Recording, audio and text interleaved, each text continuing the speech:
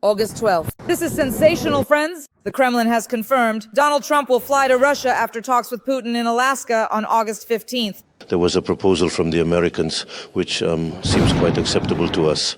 You know, I'm going to see Putin. I'm going to Russia. This will already be a Russia-U.S. summit in Moscow. And who was the initiator of this summit? Well, there was interest shown by both sides. Who said the first word there? That wasn't me. Putin's aide, Yuri Ushakov, has already confirmed the visit to Russia. Is that option also possible? It's possible too, of course. Indeed, the team will be preparing seriously and working through any agreements. Or maybe the leaders will agree to just talk everything over themselves, so to speak, and then give instructions to their subordinates. But most interestingly, the visit to Russia by Trump on August 15th, this Friday, was also confirmed by the leader of Chechnya, Ramzan Kadyrov. It would be better if he came to Russia, yes, and held negotiations if we're discussing a matter of state between Russia and Ukraine. That's why insiders in the White House claim Trump did not misspeak. This Friday, after Alaska, he will fly to Russia. You know, I'm going to see Putin. I'm going to Russia. Breaking news, friends, and this is sensational. Donald Trump made a statement at a press conference that could turn the entire political agenda upside down. He is flying to the Kremlin and plans to meet there with Vladimir Putin, terrorist number one, and the Russian dictator. I'm going in to speak to Vladimir Putin, and I'm going to be telling him, you've got to end this war. You've got to end it. No, this is not a joke and not a slip of the tongue. Some might call it a slip, but that's not the case. Insiders confirm Putin's aide Ushakov and Trump's team are already preparing the visit to Moscow. According to the plan, this meeting will take place immediately after the talks in Alaska. And the most sensational part, friends, is that Zelensky will not be there. Zelensky will not be in Alaska. Donald Trump officially stated this. You've got to end this war. You've got to end it. And he wasn't going to mess with me. This war would have never happened. You know, we had a discussion about it one time, and we never had that discussion again. It would have never happened. Trump stated that he would later bring Putin and Zelensky to the same table to make peace. Yes, he wants it done quickly. He must always remember that he can be sent to. And that's exactly what Putin does. He sends him. Well, The most interesting thing is that Keith Kellogg's aides flew to Kiev urgently and unannounced, but they were immediately recalled. Why? Right now, we will discuss all the details and insider information about the upcoming meeting in the Kremlin, the negotiations and possible agreements with a person who attended Trump's press conference, who communicated with the administration, and who knows all the most important things. He is a well-known Republican Trump supporter, a friend of Ukraine, Boris Pinkus. He has just returned from Trump's press conference and is ready to share all the insider information with us. Sensational news. Just now, hot off the press from Trump's press conference, he announced that he is planning to fly to Russia, to Moscow, to the Kremlin. The meeting with Putin will be a trial one. I will tell him to end the war, hoping for a constructive dialogue within 2 minutes. I will decide what happens next. There will either be a deal or there won't. I am going to tell Putin to stop this war. On Friday, I am going to Russia. I am going to meet with Putin. So in other words, Alaska is already in question as Russian territory. And Zelensky won't be at the meeting either. I'll talk to him later and arrange a one-on-one meeting. The most important thing is that they have to meet. I'll sit both of them down, Zelensky and Putin, in the same room and wait until they resolve the issue. We discuss exclusive insider information about what's happening behind the scenes between the Trump and Putin teams with a well-known Republican Trump supporter and great friend of Ukraine. Boris Yakovlevich Pinkus, welcome. Good afternoon, dear friends. I wanted to share the latest news that everyone is concerned about. And all this news is about one thing. Will there be a meeting between Trump and Putin in Alaska, or to be more precise, in the state of Alaska? That's the first question. And the second, will Zelensky participate there? That's the second question. And today, Trump answered this at a press conference in Washington, a press conference that was dedicated to the crime situation in the capital of our country. Indeed, it is off the charts right now, and Trump is taking radical measures to curb crime. But the most interesting thing is that at the press conference dedicated to law and order in the capital of our country, most of the questions were actually about the meeting between Trump and Putin. Only about that. Eventually, even Trump started to get annoyed by this, but nevertheless, he tried to answer many of the questions. And let me talk about the main thing that concerns all of us. First, Trump answered the question of whether Zelensky would participate or not. He replied, Zelensky will not be at this meeting. But he also said that he, Trump, is ready to organize a meeting, either a trilateral one, meaning with Trump, Putin, and Zelensky, or just a bilateral one between Zelensky and Putin. Definitely. That's what he said after this meeting.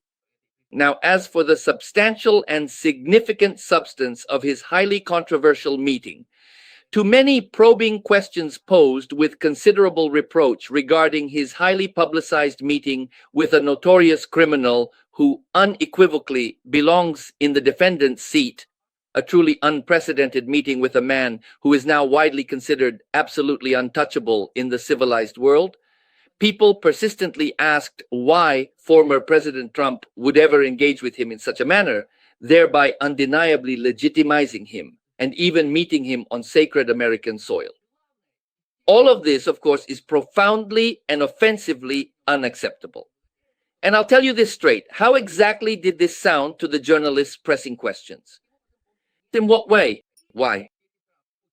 The main thing out of all the nonsense that Trump usually spouts, reminiscing about how things were under him, blaming all the previous presidents, we're tired of it. It's become grating. You see, from these words, but nevertheless, to hell with it. Let him just get to the point and talk about the real issues faster. So out of everything he said today, we took away the main point. He repeated it. He said that within the first 2 minutes, he would determine whether Putin would end the war in Ukraine or not. And within 2 minutes, Trump says, if I don't feel it, I'll get up and leave. Those were his words. So, of course, I would have a lot of questions for him about this. Why weren't 6 months enough for you to figure this out? And why is it that when you urge him to stop the war, he only intensifies his attacks on Ukraine, destroying residential buildings with elderly people, seniors, children, women, hospitals, and schools? Is that not quite enough for you? And you even sent your trusted messenger, this Mr. Vaikov, 5 more separate times, who most probably was the very one who truly convinced you to meet with the Russian president, Vladimir Putin. And we have plenty of other significant and important questions for him, for former President Trump. But let's put it this way. For now, we don't have another Trump. Yes, we are indeed very worried. No normal, rational person can truly wrap their head around this. What Donald Trump says and what he actually plans to do is deeply concerning. And yet, let's still place our hopes on the pressure that's being put on him. We talked about this in previous broadcasts, and today I'll repeat it once more. The pressure is enormous, both from the American public and the American voter. I repeat, this is very important. From the bipartisan Congress, that's the second source. And the European Union, Europe, this is also very important. Trump cannot ignore all of this. So let things go as Trump is planning. Supposedly, within 2 minutes, he'll figure things out, turn around and leave. Or if Putin accepts Trump's terms, then they will continue the dialogue and further develop their relationship. That's what we are assuming with you. Let's wait and see.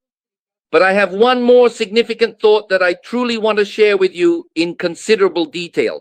If there isn't such an incredibly strict and rigid perception of Donald Trump, specifically in terms of Vladimir Putin's potential reaction to a genuinely fair and equitable establishment of peace or a comprehensive truce in Ukraine, if the anticipated reaction from Putin that Trump so earnestly desires and expects ultimately doesn't come to fruition or simply fails to materialize as hoped for, then what happens next? After all, today, the Russian President Vladimir Putin is undoubtedly listening very closely to every single word that Donald Trump said at the recent press conference, and is certainly drawing his own significant conclusions from those statements. I wouldn't rule out that after analyzing, listening to, and replaying everything Trump said today, Putin might come to the conclusion, is it even worth going at all? And won't things get worse for Putin after that? Right now, things are more or less holding together. Putin is trying to persuade Trump to continue the dialogue remotely. Sometimes it's Istanbul, sometimes it's the Arab countries. And in the meantime, Putin continues to destroy the Ukrainian people. This is the situation that suits Putin. But now Vladimir Putin might genuinely begin to think, should I truly take this significant risk? You see, I am already in this very instance directly quoting what could very well be Putin's own deeply considered thoughts.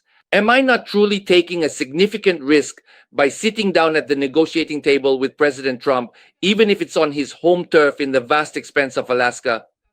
Am I not indeed risking my own entire future instantly if I insist on my unwavering vision of completely occupying all of Ukraine, since I genuinely have no other ultimate goal? That is, in fact, my sole and exclusive objective. And suddenly Trump might lose his temper and really break off all my relations and use all his levers of influence. Of course, such a thought could cross Putin's mind. And then Putin might back out, coming up with a million reasons to postpone the meeting or his trip. That kind of scenario is also possible. That is precisely why I would really like to take this opportunity, once again addressing our valued viewers, to earnestly ask each and every one of you not to despair at all. There's nothing terrible yet about Trump meeting with Putin, even if it's without Zelensky. Let's say we can endure that as well. The most profoundly important thing to consider is if Donald Trump is truly telling the absolute truth, that he will definitively make up his mind in precisely 2 minutes, a clear yes or a decisive no. Then and only then do we have a genuine chance to truly hope that our formidable Fantomas will indeed go completely wild, not merely stomping his powerful feet and forcefully banging his mighty fist on the table, but also generously giving Ukraine an unlimited supply of essential weapons and crucial support. By the way, today at the press conference, he repeated that he is supplying weapons at the request of Europe, which is paying. He repeated this twice today, so he is not canceling this. This remains in effect. Our only real hope today, first and foremost, is that this particular meeting doesn't even take place at all. I truly wouldn't want it to happen under any circumstances. I'm telling you this as an American, as a citizen of the United States, because it's offensive to me, a taxpayer who voted for Trump, a member of the Republican Party, to have to tolerate a criminal on my soil, a person who belongs only in the defendant's chair, facing the highest possible punishment. For the president we voted for to receive him on my soil is disgusting, humiliating, and, in my opinion, criminal. Boris Yakovlevich, there's a new insider report. The meeting between Putin and Trump might take place at the Alyeska Resort Hotel in the resort town of Girdwood, according to American media. It's impossible to book a room for August 14th and 15th. Moreover, the price per night, if not on those dates, is over $1,000. In Alaska, the U.S. Secret Service, responsible for the president's security, rented a 6-room house in Anchorage ahead of the Trump-Putin meeting. Realtor Larry Disbrow said that yesterday agents from the service contacted him with a request to rent a house that met the requirements they described. What do you think? So, if I understand correctly, is this the kind of luxury 7-star hotel in Alaska where Putin and Trump will be meeting? Well, that came up. I read about it. It's true. But, you know, guys, I'll tell you once again, the very fact that Alaska was chosen, it's very, I would never have done that, if only because not so long ago, even the same courtier Medvedev was saying that Alaska is Russian, that it could still be taken back. Well, of course, those are just empty words. And yet, I wouldn't give these sycophants any reason to bring up Alaska, which was sold in 1867 by a destitute, bankrupt Russia that was in desperate need of dollars. And I wouldn't give any reason at all. In fact, I would never have held this on American territory, never. I'm not even talking about the fact that there was no need to meet with him at all. But since it happened this way, therefore, in my opinion, the location on Alaska's territory itself is not that important. Today, we're all focused on the substance. What they will talk about and what they will leave with, that's the most important thing. And I still haven't lost hope that it won't be Trump, but rather Putin who changes his mind about meeting. Because as I previously mentioned just a few moments ago, a tremendous amount is truly at stake. Right here today in this crucial dialogue, a very significant deal is undeniably on the line. And Donald Trump finds himself completely cornered, much like Vladimir Putin, by the way, is also in a similar predicament. Trump, in fact, deliberately put himself into that rather difficult and precarious corner, and now he's desperately trying to find a way to extricate himself from it, seeking an escape from his self-imposed bind. How he can do it, I don't know, by what means. There is only one way out: to give Ukraine everything it asks for in order to win. This is very important. And there is no other option for Putin. For Trump, there is no other alternative. And so today, he made a statement. If within the first 2 minutes he sees that Putin has no intention of making any concessions, he will simply get up and leave. This is what we are counting on, with all the resulting consequences. There are two very important topics I want to discuss with you. The first topic is that Europe has admitted, European leaders, that they have no idea what Witkoff discussed with Putin and what Putin promised to Witkoff and Trump. Why did Trump even agree to this meeting? In other words, Europe and European leaders, the NATO Secretary General, they made a statement saying, we feel like a blank space in this proposal, because right now Putin has split the North Atlantic Alliance and has started communicating directly with the United States of America. And Trump still hasn't informed European leaders, NATO members, what Putin promised Trump through Witkoff, what kind of, let's say, deal or benefit he offered. So why did Trump, suddenly disregarding everything, not impose sanctions and decide to meet with the Russian dictator and terrorist #1 in Alaska? Look at what happened yesterday. A bombshell. This is yet another bombshell published by one of Trump's favorite newspapers, the New York Post. Yesterday, it was the New York Post that once again tore Witkoff apart, exposing his incompetence, his lack of understanding of history, his ignorance of traditions, and his failure to grasp the true nature of the KGB man Putin. Who is he really? It is this newspaper that presents arguments showing that Witkoff absolutely did not understand what Putin is proposing or what he is claiming. Did he mix everything up completely, or did he do it on purpose? It's quite possible for one reason. He might have deliberately said things, conveyed to Trump what Putin never said, with the sole purpose of making sure that Friday's meeting would take place. Why is this considered bribery? I don't rule it out. That's my personal opinion. I do not rule out the possibility that this very individual Witkoff simply fell for some enticing sweeteners that were offered by Putin. And I do not rule out the possibility that something quite similar was also given to Trump. He might have received something as well. That's what Witkoff promised. He keeps repeating the same nonsense he used to say about Ukraine, like, well, Ukraine is finished. How can you even compare Ukraine to boundless Russia with its vast reserves of rare earth metals, oil, gas, and so on and so forth, which we've discussed many times before? That is precisely why the prominent newspaper extensively writes that when their dedicated journalists diligently contacted Mr. Witkoff, he once again emphatically stated the exact and complete opposite of what President Trump is currently saying and asserting. In other words, Witkoff did everything possible to make sure the meeting would take place on Friday after all. So Trump says one thing, Witkoff says another. We're talking about the borders of the Kherson and Zaporizhzhia regions. Look, it's as if the entire discussion was actually and truly about freezing the very front line that is currently dividing the significant Kherson and Zaporizhzhia regions. But in reality, it turns out that Russian President Vladimir Putin is now demanding control over all 4 of these Ukrainian regions: the self-proclaimed Donetsk People's Republic, the Luhansk People's Republic, the southern region of Kherson, and the southeastern region of Zaporizhzhia, insisting on their full geographic borders. Can you imagine including the capitals of these regions? Just look at that. And it turns out that Putin is even laying claim to territories he hasn't occupied yet. That's the most interesting part. Do you see how it is? And the question is, what role does this guy play? This Witkoff guy. He's working for Russia. He's not working for America at all.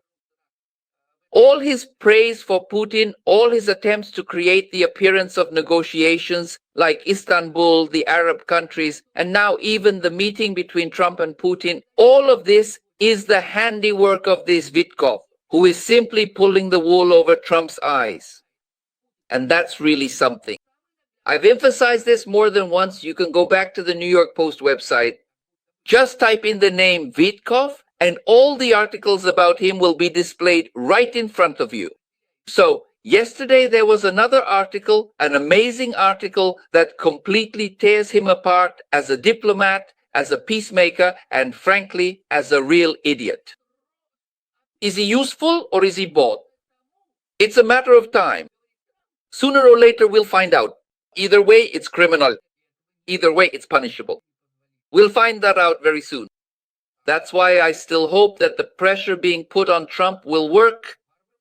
No one will accept Trump's concessions of Ukrainian land, which doesn't belong to Trump or America or anyone else, only to the Ukrainian people.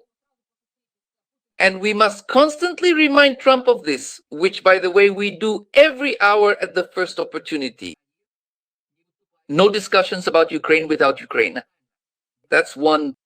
Second, there should be absolutely no ceasefire whatsoever unless it is firmly and unequivocally based upon true justice. And true justice, in this crucial context, profoundly means adherence to internationally recognized borders. First and foremost, those established by the Ukrainian constitution. Secondly, and what is clearly and explicitly enshrined by our esteemed Congress.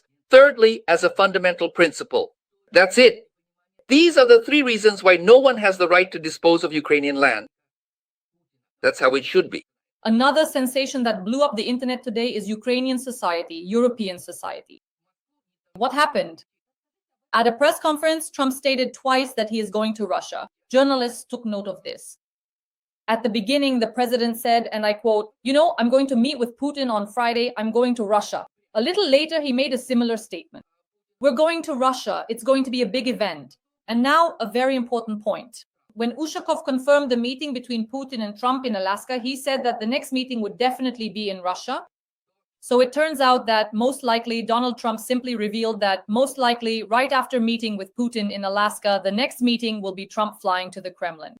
Boris Yakovlevich, how realistic is this, and what kind of threat does it pose when the president of the free world, the leader of the free world, a NATO member, America, the frontman of the North Atlantic Alliance, flies to the Kremlin simply to the #1 terrorist country? Well, to be honest, it's hard to believe.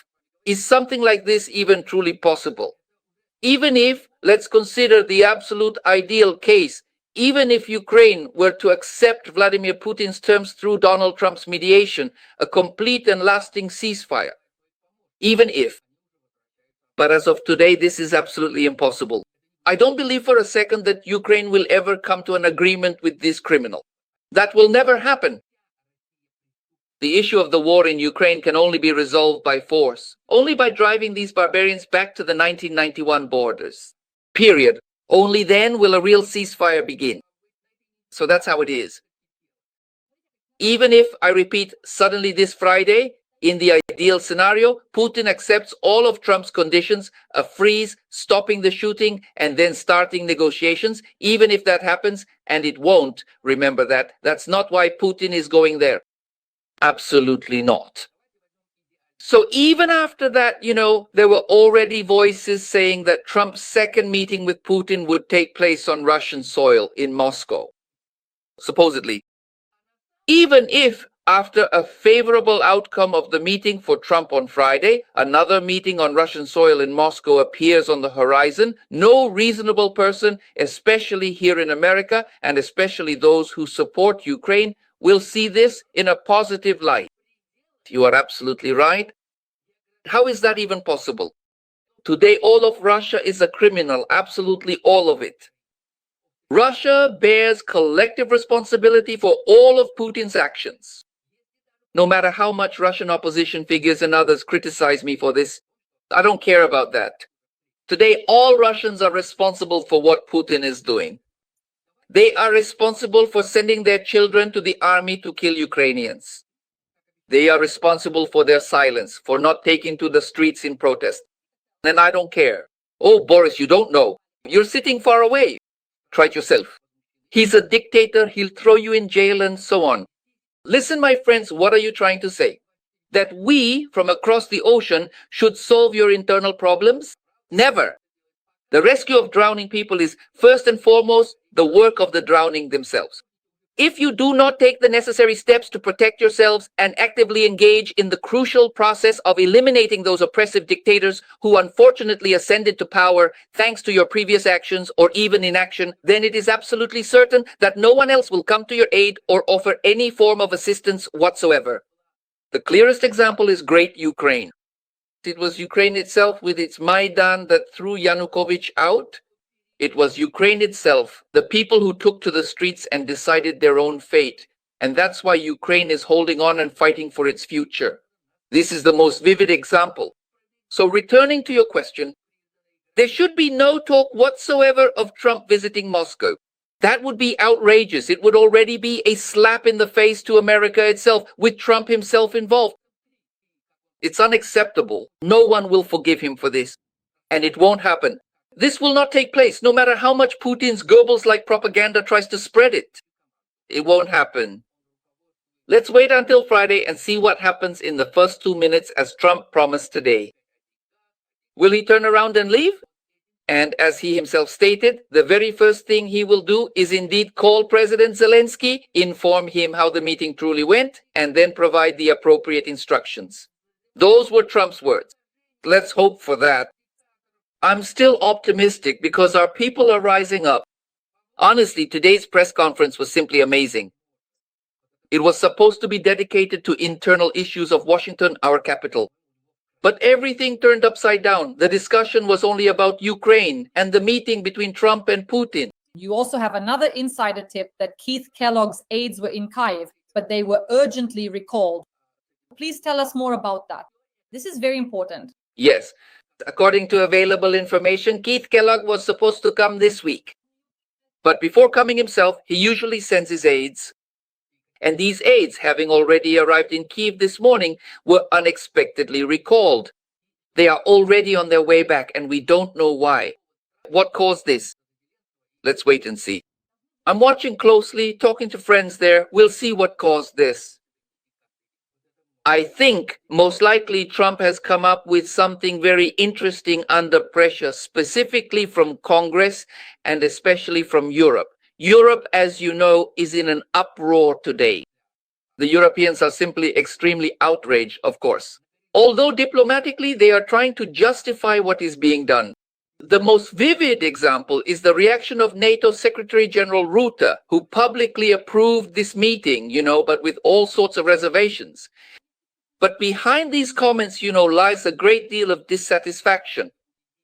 Well, we understand European leaders are trying to adapt to Trump's character just as Zelensky did, in fact. Credit where credit is due. And right now, I really hope that Zelensky doesn't repeat the same mistake that happened on February 28th when relations collapsed. So far, Zelensky is saying all the right things, very correctly defending his position, referring to the Constitution, and so on. This is the level at which things should be handled. And it's important not to go too far, not to provoke, not to give Trump any reason to latch on to Zelensky and so on. So far, Trump hasn't touched Zelensky. The focus is still only on Putin. That's why I'm coming back to today's remarkable situation that arose with Kellogg's visit and the recall of his representative. I want to say that in the next 24 hours, there will be some news. We will definitely find out what caused this and what changes are happening in Trump's foreign policy. To be honest with you, all of this shows that Trump has no strategy. Unfortunately, he is guided by a policy of, let's start fighting and we'll see what happens next. This is a terrible policy, unwise, short-sighted, and destructive. It damages America's image. That's the scariest part. And the fault lies in one thing. Trump has no sense of values. All he thinks about is money and business. That's what's ruining him. This strikes at the very foundation of our country, where moral and human values have always been above all else. This is what Trump is guilty of today, gravely guilty. This is unacceptable. It shows in everything. Even in his press conference today, he kept talking about how we spent 350 billion, while Europe spent 100 billion. Again, he repeated the same foolish talk he said 1,000 times before. Again, it's all about money, money, and more money. That's what's bad. In my opinion, it's in his blood. That's the scariest part. And until the United States Congress and we, the discerning voters, can effectively get through to him that, yes, there are certain well-defined limits within which you can appropriately talk about business, but there are also profound things that simply cannot be measured in mere money. That's human life.